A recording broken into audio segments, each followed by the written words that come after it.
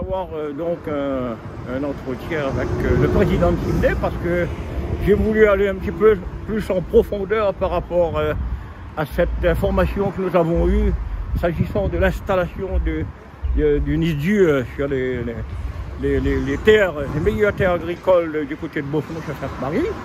Et je peux vous assurer, je pensais que d'ailleurs cette réunion n'allait pas durer longtemps. Bon, on a pris quand même un peu de temps parce que je voulais avoir quelques précisions, mais étant donné les réponses que j'ai pu avoir tout à l'heure, j'ai préféré mettre un terme à cette discussion parce qu'on voit bien que après avoir, comment dirais-je, exclu les représentants de Sainte-Marie à l'intérieur de Sydney, j'ai bien compris pour quelle raison ça a été fait.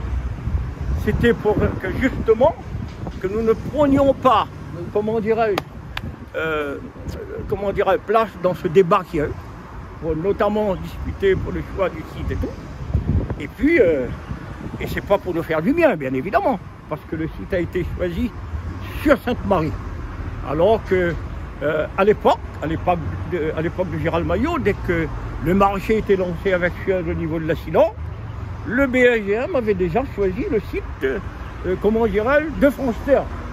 Alors, comme ça, du jour au lendemain, il y a des toits de passe-passe comme ça qui se produisent. Et puis, voilà, on sort de France-Terre, on bascule à Sainte-Marie. Entre-temps, on élimine les deux sites de Saint-Benoît et les autres sites qu'on avait déjà choisis.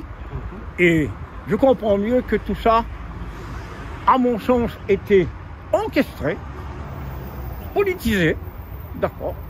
Parce que avec une validation très certainement de la région sur le SAR, avec une validation de la Sinon qui est en train de pousser justement pour que ça soit validé par le SCOT, et ben je pense qu'on va avoir là, avec la population de Sainte-Marie, un beau combat à mener pour défendre notre commune, parce qu'après avoir accepté la station de Grand Prado à la mort sur Sainte-Marie, je pense que il faudra qu'on mène ce combat jusqu'à la fin pour faire en sorte de défendre notre territoire, parce que pour la bonne et simple raison que Sainte-Marie ne peut pas devenir le dépotoir de la région.